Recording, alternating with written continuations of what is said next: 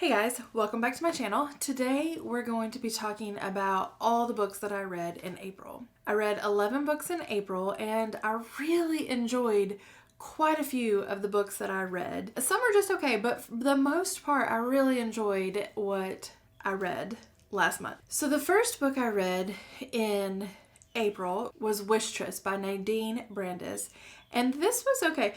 So the premise is this young girl is the wishtress, and so her tears generate wishes. So every tear that she cries can become a wish. And so something happens and her ability is taken away and she's cursed. And she has to make a journey to like the well where all of the power comes from to see if she can get her power back, because the next tear she cries will actually kill her. So that's the curse.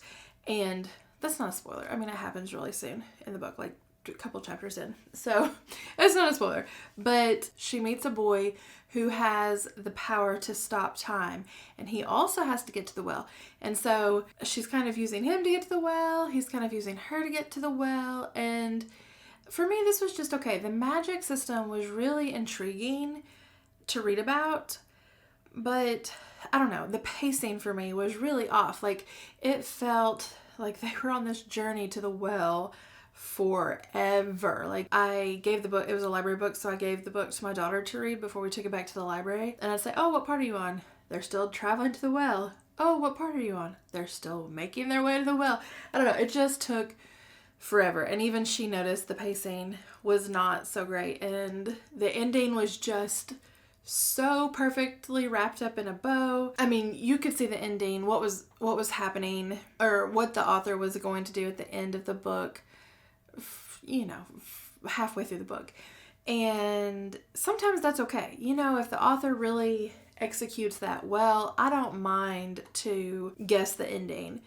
But in my opinion, it just was not a great ending. So unfortunately, this was just okay for me. I've heard people really enjoy this. I've heard some people say that this is their least favorite book from this author. So my daughter is actually reading Romanov by the same author right now. But I don't know. I mean, based on this book, I don't really feel any need to try any more of her books. The next book I read in April was Far from the Madding Crowd by Thomas Hardy, and I believe this was on my TBR for March, maybe? I don't know, but I read it in April, and I really enjoyed this one. It's set in like a little sleepy village in England, and Bathsheba Everdeen comes to town, and she is a beautiful woman, and she comes to take over her uncle's farm. So she's very independent, and three men fall in love with her. And so this is just the story of her and her.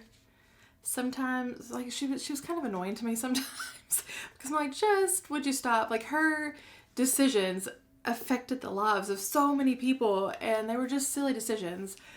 But my goodness, okay, Gabriel Oak, the shepherd, I love him so much. He was my favorite character in the book for sure.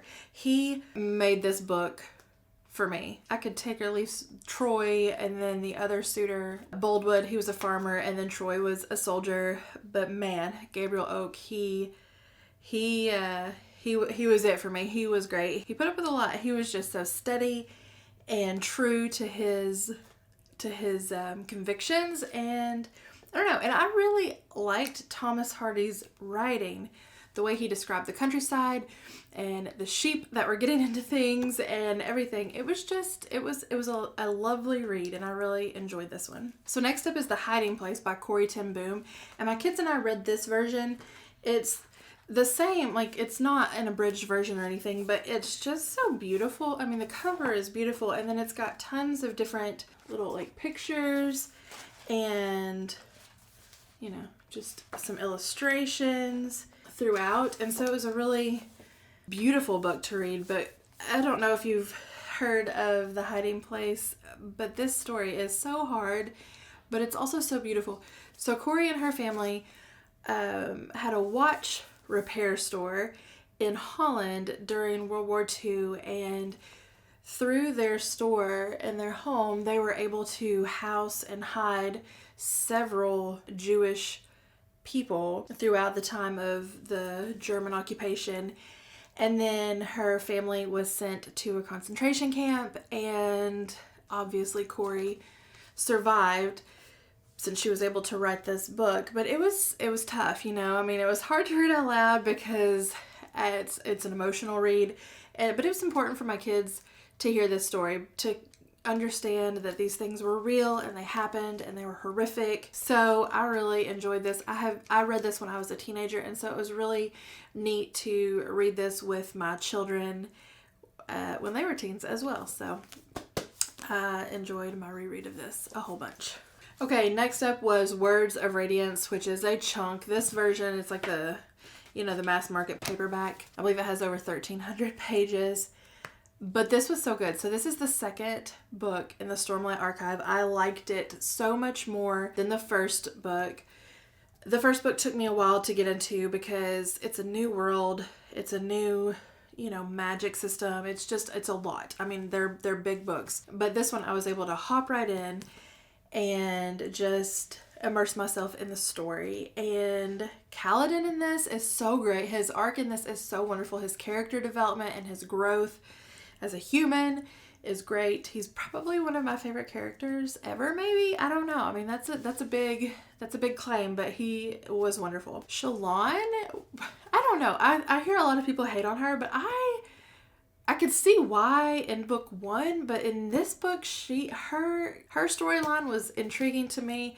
She she was a big influence in things that were happening in this book, and I don't want to say too much since it's the second in a series, but out of a bunch of wonderful reads and a bunch of 5-star reads for me in the month of April, this was my favorite of the month.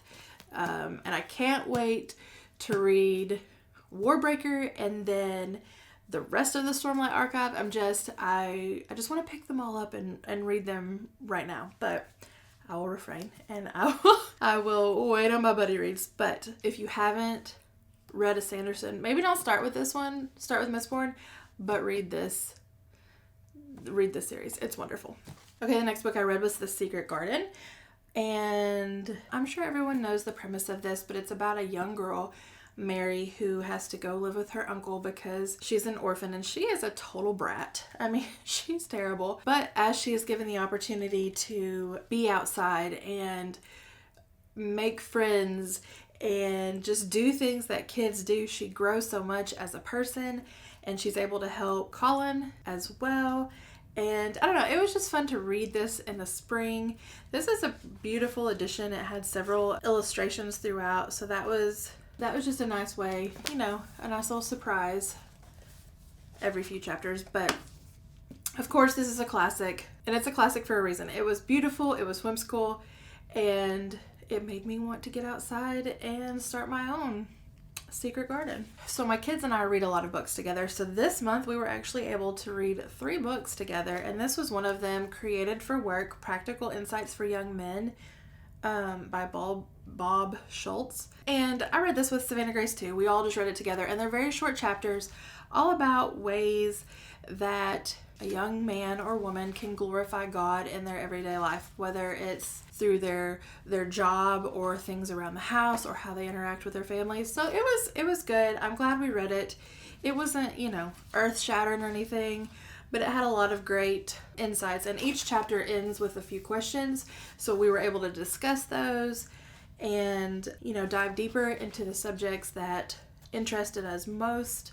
So, I don't know, this was a good one. I mean, it's not my favorite nonfiction that I've read with my children, and I don't know, I don't think that it would be on any of my must-read lists, but I'm glad we read it. So the next book I read was Georgie All Along by Kate Claiborne, and this was another book of the month book that I picked out, and it was about Georgie, who lost her job in LA, so she moves back to her small hometown, and she doesn't really want to be there because she feels like a failure, and she feels like everyone is remembering who she used to be when she was a teenager and all of the mistakes she made then, and she doesn't know what she wants to do with her life now that she is jobless.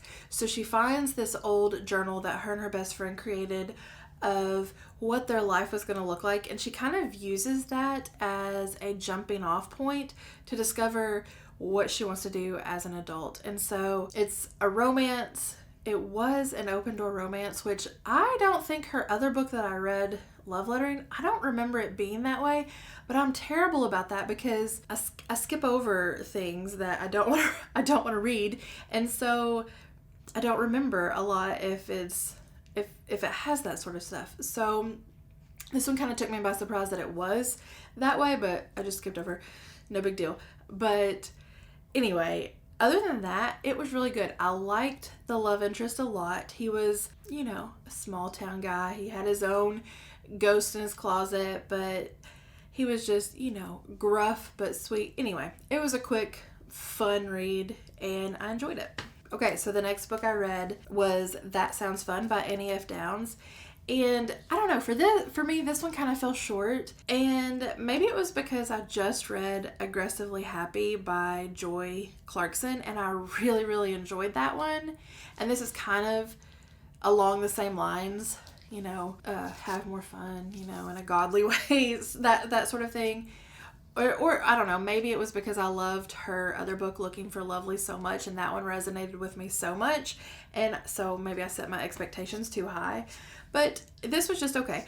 It was great. I love her writing, and she has a way of writing that just draws you in, and I love how she uses such little moments in her life, but she turns them into something that really impacts her, and she can use it to grow and change. So for me, this was just okay. So if you're looking for a nonfiction, I would maybe recommend Looking for Lovely over this one, but it's been several years since I read that one, so maybe I would feel the same way now. I don't know.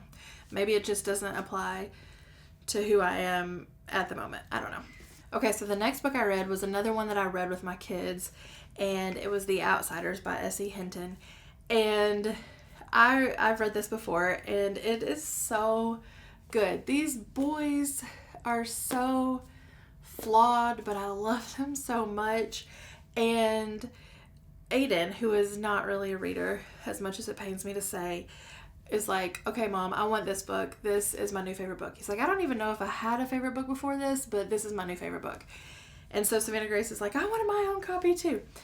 So I gave this one to Aiden, and I'm ordering her own. So I guess I'll have to buy myself one at some point, maybe. Who knows? Anyway, but this is about a group of boys who are known as greasers, and they live on the wrong side of town. They are not, they get into trouble, they're not great. And then they have a feud with the Socias, who are more, basically they have more money. They still fight the greasers, so they're no better than the greasers really, but they have money.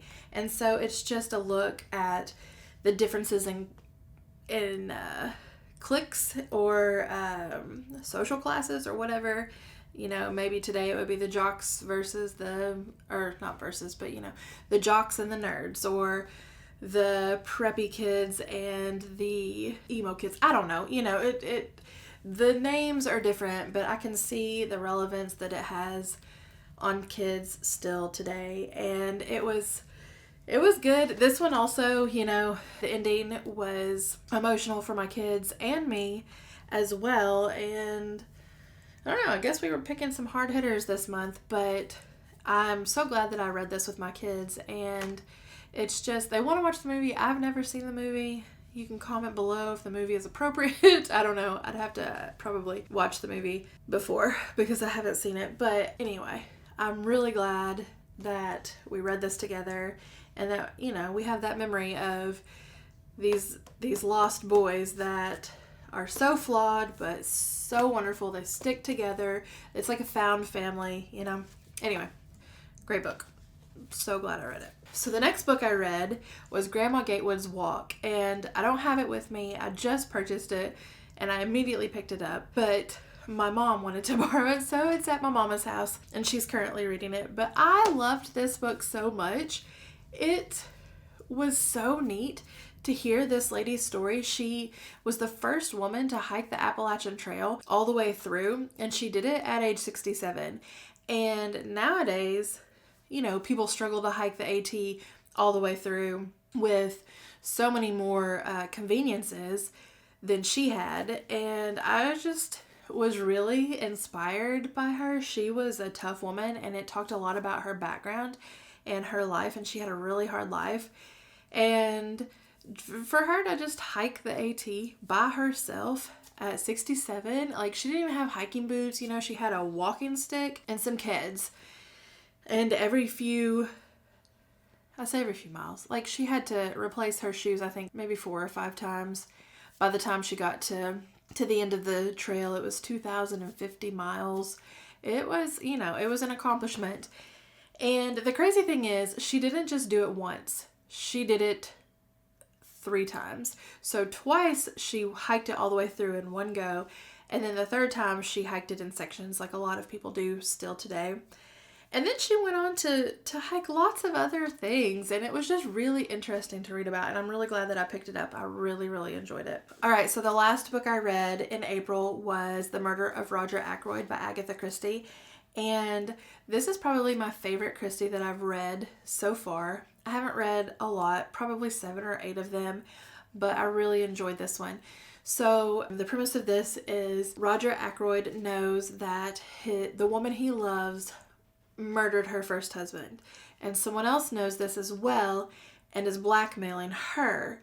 Well, Roger gets the news that she has taken her own life, and she has written him a letter, and in it she tells him who the blackmailer is, but before he can find out who it is, he's murdered as well. And so Poirot has to come and figure out the case. And I will say, okay, so I was talking to someone about this, or I was talking to Tiffany about this, and she said that this is her favorite, and she could not see, like, it completely shocked her. And I figured this out, but it's not because I'm super smart. It's because there was an introduction to the book by Louise Penny, and I love Louise Penny. So I read the introduction, and in the introduction she said something, and so she didn't say who did it, who the murderer was, but she did kind of give it away, and so I guessed it. And even though I guessed it, it was still one of my favorite Christies I've read, probably my favorite Christie that I've read, because she executed it so well. And so the book I was talking about at the beginning, Wistress, I could see the ending coming a mile away. I could see the ending coming, but because she did it so well, it didn't bother me. You know what I mean? So that was the difference between these 2 books. But anyway, this is a good one. I recommend it. So yeah. So these are all the books that I read in April. I had a really good reading month in the month of April. I read a lot of books that were so, so good. And I'm so pleased with most of the things that I read. So tell me in the comments, did you have a good reading month in April or not so great? What were your favorite books that you read in April? I'd love to hear them. To add to my ever-growing TBR. So thanks for watching, and I'll see you next time.